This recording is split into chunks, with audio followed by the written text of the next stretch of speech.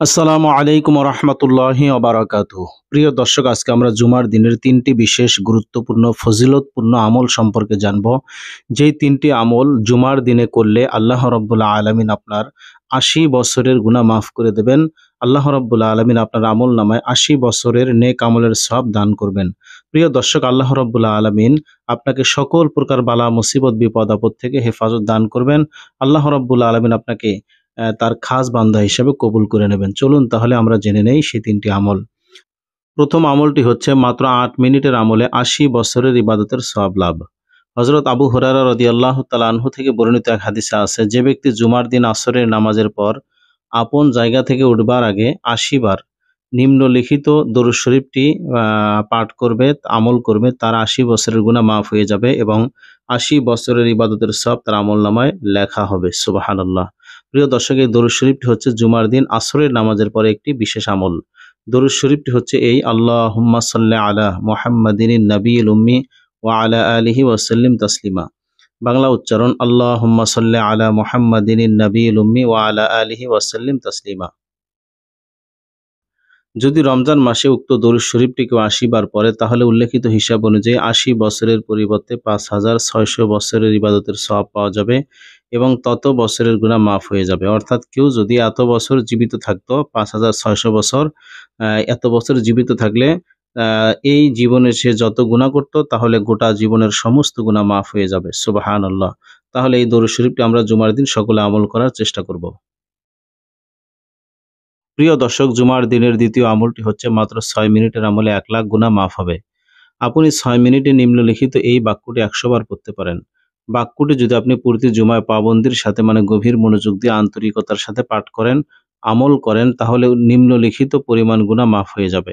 বাক্যটি হলো সুবহানাল্লাহিল আযীম ওয়া বিহামদিহি, সুবহানাল্লাহিল আযীম ওয়া বিহামদিহি। বাংলা উচ্চারণ: তাহলে আমরা এই ছকের মাধ্যমে খেয়াল করব যে এই আমলটি যদি আপনি এক জুমায় করেন বা বছরের পর বছর করতে থাকেন, কি পরিমাণ নেক আপনি পাবেন একটু খেয়াল করুন। প্রিয় দর্শক, এখানে দেখুন, এক জুমায় ১০০ বার পড়ার ফলে ১,০০,০০০ গুনাহ মাফ হবে। এক বছরে প্রতি জুমায় ১০০ বার পড়ার ফলে ৫৪, অর্থাৎ এক বছরে ৫৪টি জুমা আসে, তাহলে ৫৪ গুণন ১,০০,০০০ সমান সমান ৫৪ লক্ষ গুনাহ মাফ হবে। ২৫ বছরে ২৫ গুণন ৫৪ লক্ষ সমান সমান ১৩,৫০,০০,০০০ গুনাহ মাফ হবে। এখানে একটি দলিল দেখুন। নবীজি সাল্লাল্লাহু আলাইহি ওয়াসাল্লাম বলেছেন, যে ব্যক্তি জুমার নামাজ থেকে অবসর হয়ে সুবহানাল্লাহিল আযীম ওয়া বিহামদিহি, সুবহানাল্লাহিল আযীম ওয়া বিহামদিহি পাঠ করবে, আমল করবে, আল্লাহ তাআলা তার নিজের ১,০০,০০০ গুনাহ মাফ করে দেবেন, তার পিতামাতার ২৪,০০০ গুনাহ মাফ করে দেবেন।